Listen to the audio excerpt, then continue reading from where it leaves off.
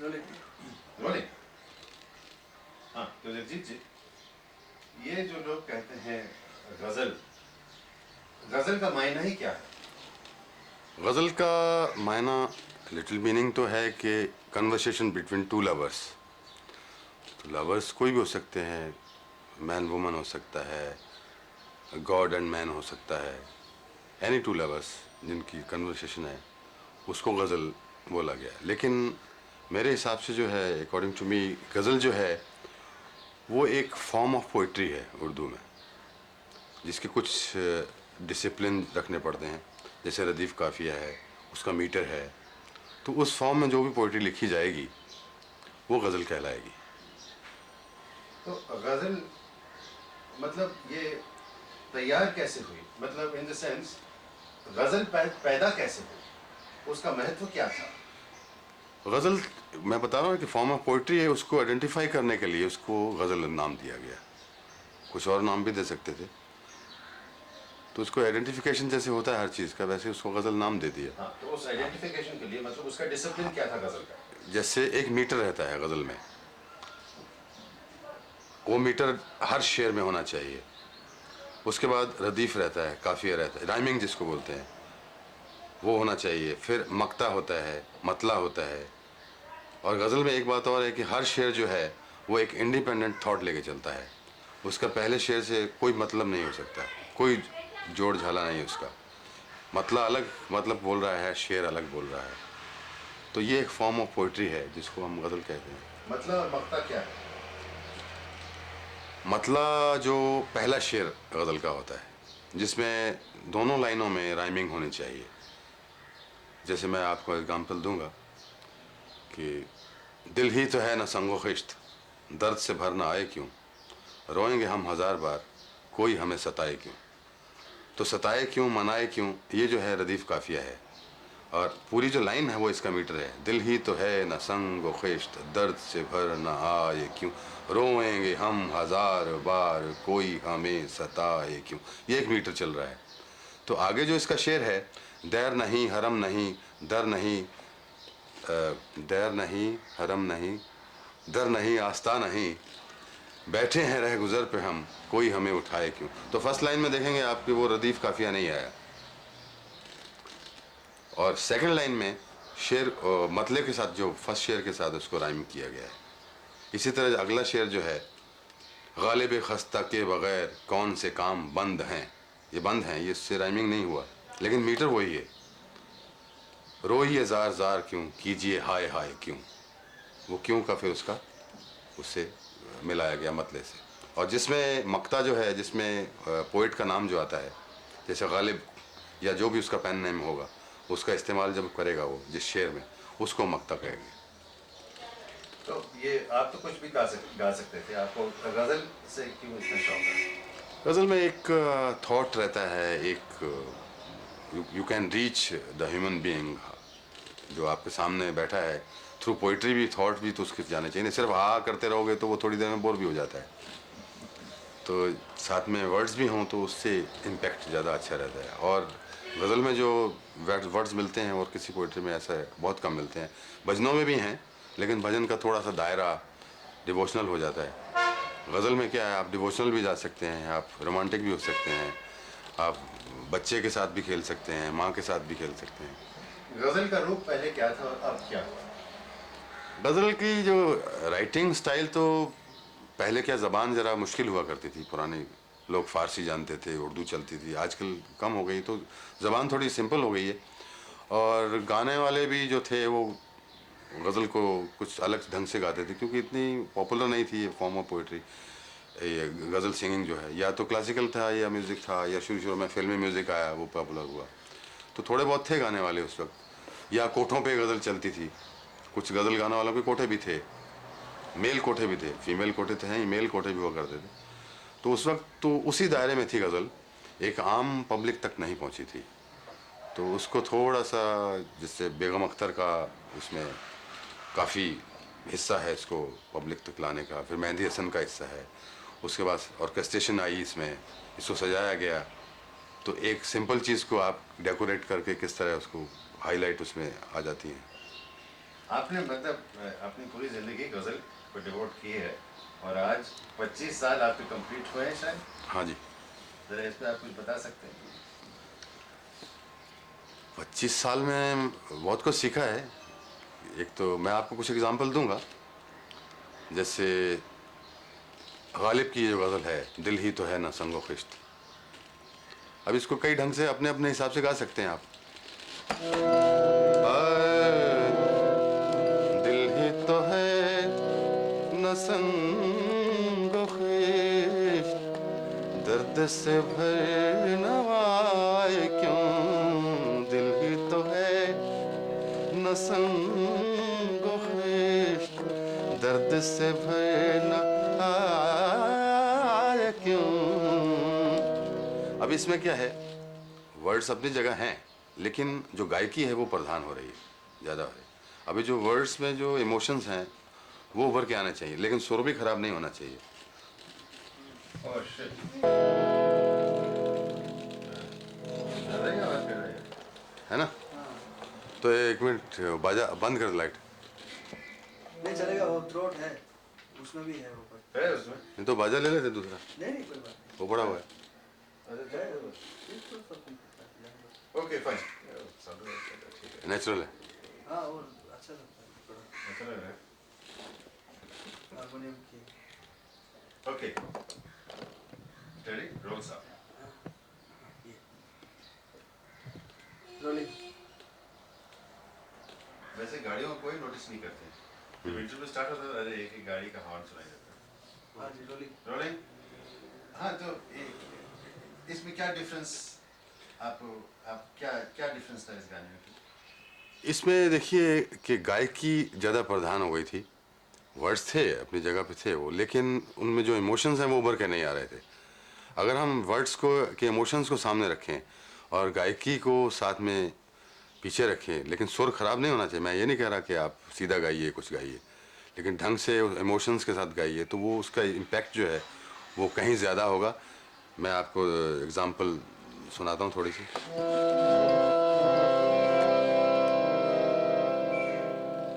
दिल ही तो है न संगो खिश्त, दर्द से भरना आए क्यों।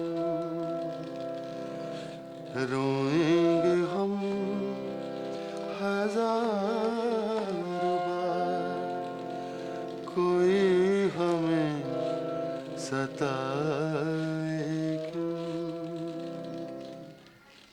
अब मुझे बताइए कि ये इस प्रकार का कि गजल क्यों नहीं गाया जाता था पहले? इसमें मतलब टेक्निक, हालांकि it is conversation with the beloved, वो तो आप टेक्निक से तो नहीं बोलेंगे, वो तो आप इमोशन से ही बोलना चाहिए आपको।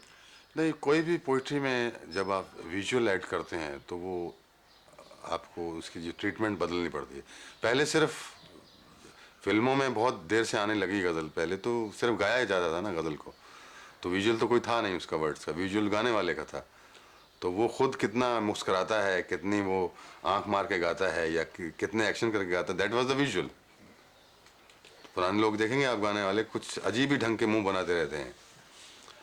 तो विजुअल अभी जो हमने विजुअल ऐड किए हैं, फिल्में बनने शुरू हुई हैं, जैसे गालिब का सीरियल आया था या दूसरे सीरियल आ रहे हैं, फिल्मों में गज़ल पेश हो की जाती है, तो उस सीन के हिसाब से, उस इमोशंस के हिसाब से पेश की जाती है, तो वो वर्ड्स को उस ढंग से फिर लाना चाहिए।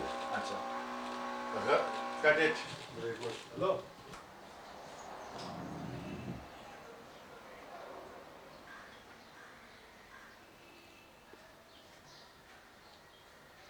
क्या रोलिंग? ये जो डिफरेंसेस आई हैं गज़लों में, ये कहते हैं कि father of the modern ghazal is Jagjit Singh.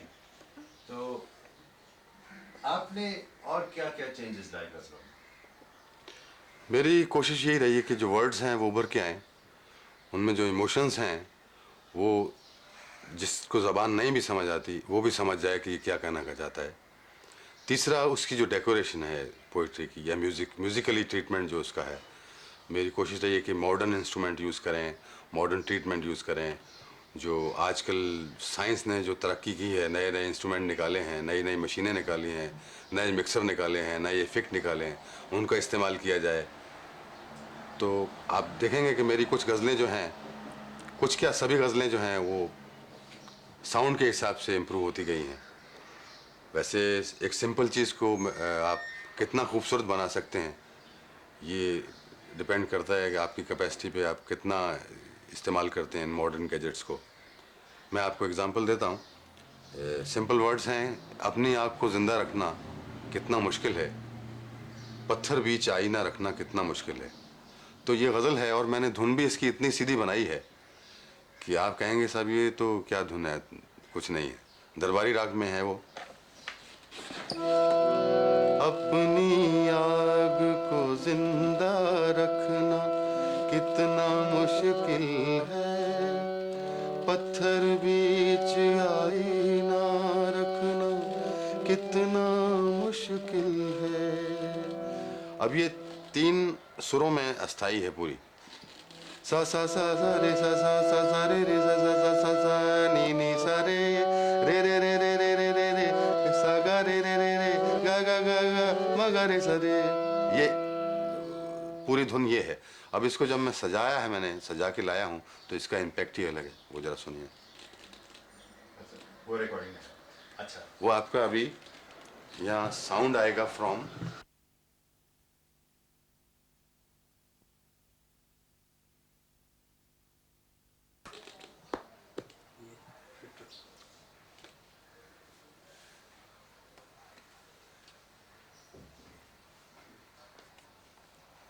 Rolling.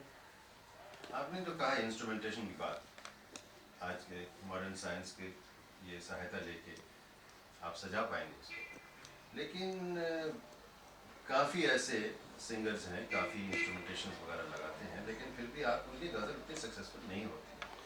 नहीं, वो मैच भी तो करने चाहिए ना। आप ज़बरदस्ती अगर एक कोई इंस्ट्रूमेंट आया है, कोई साउंड आई है, उसको आप डाल रहे हैं, तो वो इमोशंस के साथ जानी भी चाहिए।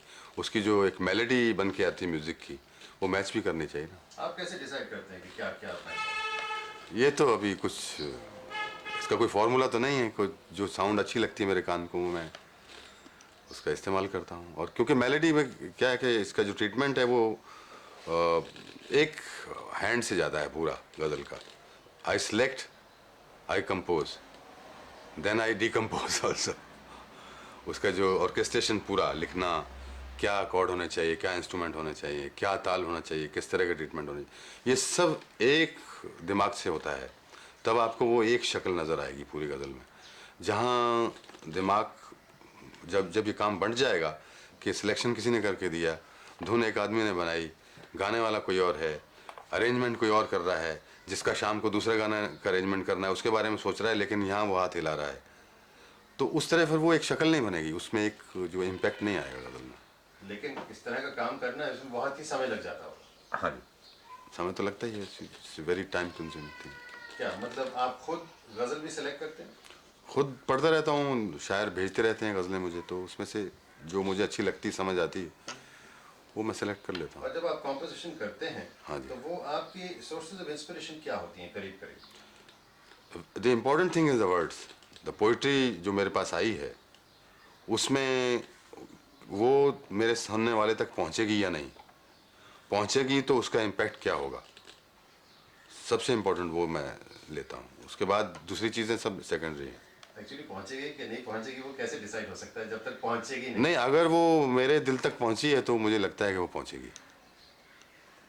आप ये संगीत कैसे आपने शुरू किया? ये तो बचपन से ही सीखना शुरू किया था। हमारे पिताजी को शौक़ था म्यूज़िक का, तो उन्होंने मास्टर रख के दिए थे शुरू में। तो फिर अपना शौक़ पैदा हो गया, प्राइज़ मिलने लगे और वाह वाह होने लगी।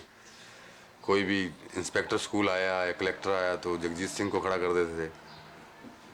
तो इस तरह वो शौक़ बढ़ता गया। फिर मैंने क्लासिकल सीखा 10-15 साल उस्ताद जमाल खां साहब से। पहले क्लासिकल गाता था मैं, फिर गज़ल में आया क्योंकि ये थोड़ा सा लगा कि ये रास्ता जो है ये अच्छा है, इसमें म्यूज़िक भी आ जाता है, पोइट्री भी आ जाती है, सब कुछ आ जाता है। तो उसी वक्त से फिर गज़ल ही गा रहा हूँ। और फिल्में करते हैं, कुछ जो मिल जाती हैं कर लेते हैं। कोई ऐसी भागा दौड़ी नहीं है उनके पीछे। कोई अच्छी फिल्म मिल जाती है तो, जैसे प्रेम गीत थी, अर्थ है, कालका, ये अच्छी फिल्में की हैं मैंने। तो मगर बीच में डाकुओं की फिल्में भी की हैं। लेकिन जब पहले आप मुंबई आए शायद आप फिल्म में गाने के लिए आए। हाँ, गाने के लिए और कंपोज़र बनने के लिए आया, दोनों चीज़ें थी मेरे जहन में। जहाँ तक कि फिल्म का सवाल है इसमें आप सफल रहे हैं?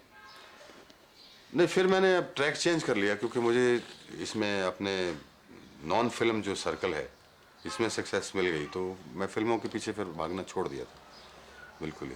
फिर उसके बाद जो भी फिल्में आई हैं अपने आप ही आई, मैंने तो कभी गया नहीं मांगने।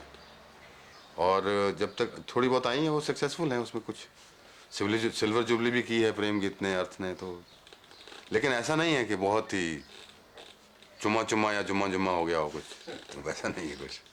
लेकिन आजकल कह रहे हैं कि गजल का जो एक वेव था वो शायद अभी ढलने लगा है, रिसीड होने लगा है। क्या इस पे आप क्या फील? नहीं, वो ढलने नहीं लगा, स्टैंडर्ड गज़ल का फिर से ऊपर आने लगा।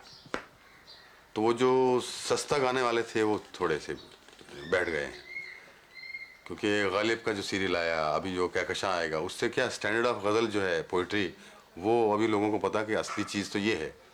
पहले तो हम ऐसे ही तमाशा ही देख रहे थे, तो इसलिए वो छोटे मोटे जो गाने वाले जिनको ज़बान नहीं आती या नहीं आता वो बैठ गए थोड़े से। नहीं मगर आपके मतलब जिस तरह की पब्लिक परफॉर्मेंसेस होती थी वो इतनी पॉपुलर है आज? मेरी तो पहले से भी ज़्यादा होने लगी हैं। अभी उसका रीज़न पता नहीं, गज़ल बैठ गई है या गज़ल बहुत पॉपुलर हो गई है। हाँ, तो आपके हिसाब से जहाँ तक कि गजल नहीं, मेरे हिसाब से गज़ल का बूम और आएगा अभी, अभी अच्छी गज़ल का बूम आएगा। अच्छा, इसमें परफॉर्मेंस या आर्टिस्ट की प्रेजेंटेशन का क्या महत्व है?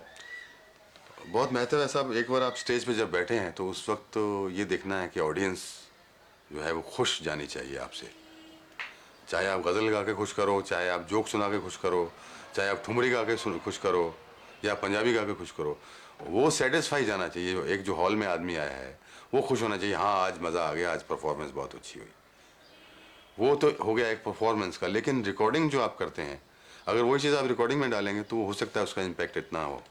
रिकॉर्डिंग में आप वो करिए जो आप करना चाहते हैं। तो इसका मतलब है गजल जो है वो काफी कुछ मतलब पब्लिक परफॉर्मेंस है, ऑडियंस पे निर्भर है।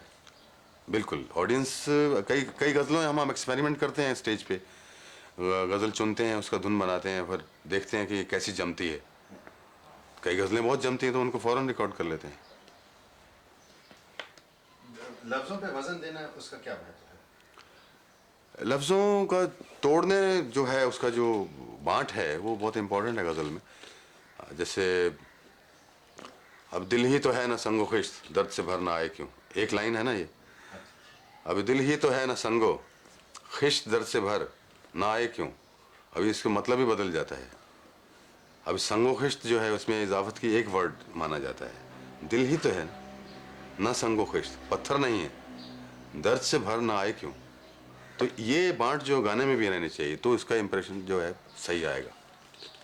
और पहले वजन किस तरह से दिया जाता था? नहीं, पहले वजन कुछ लोग थे गाने वाले जो तोड़ देते थे वर्ड्स को, तो इधर उधर, मैं नाम नहीं लूंगा तो मगर एग्जांपल दे दीजिए, नाम मत लीजिए। वो हमने तो दिल को दे के जुबां पेश कर दिया है। अब एक लाइन है, आपको समझ आई है? हमने तो दिल को दे के जुबां पेश कर दिया। अभी इसकी डिस्ट्रीब्यूशन ये होनी चाहिए कि हमने तो दिल को दे के जुबां पेश कर दिया, हमने तो दिल को दे के जुबां पेश कर दिया। अब वो डिस्ट्रीब्यूशन से आपको मतलब ही और हो जाएगा, ये समझ नहीं आएगी, जबान भी गलत लगेगी। और अगर इसको मॉडर्न तरीके से पूरी तरह से पेश करना हो?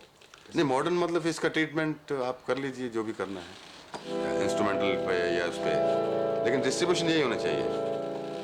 हमने तो दिल को दे के जुबां पेश कर दिया, क्योंकि हमने तो दिल को पेश किसको किया, दिल को क्यों किया है, क्योंकि जबान दे रखी थी। हमने तो दिल को दे के जुबां पेश कर दिया। क्या पेश करने वाले हैं गजलों में? नया इस वक्त जो चल रहा है, आजकल रिकॉर्डिंग चल रही है, एक लॉन्ग प्ले हम बना रहे हैं लताबाई के साथ, जो कि मेरी मेरी ज़िंदगी की जो एक 25 साल की जो एक मेहनत का फल है, वो समझो मुझे मिल रहा है इस रिकॉर्ड से, और वो जल्दी आपके सामने आएगा। और अच्छा रिकॉर्ड होना चाहिए, क्योंकि इस वक्त मुझे मौका मिला है जो मुल्क की क्या दुनिया की जो सबसे बेहतरीन आर्टिस्ट है उसके लिए मैं कंपोज कर रहा हूँ। वो मेरे लिए गा रही हैं, उसमें शायद एक दो गज़लें मैं भी गाऊँगा। तो इस वक्त तो वो चल रहा है। बाकी कई प्रोजेक्ट हैं, जैसे कहकशां का प्रोजेक्ट आने वाला है, और गज़लों के भजनों के प्रोजेक्ट्स आ रहे हैं। जो लता जी के साथ आप गाने वाले हैं, कुछ आप एक दो लाइन गुनगुना के हमें सुना सकते हैं? रिव्यू।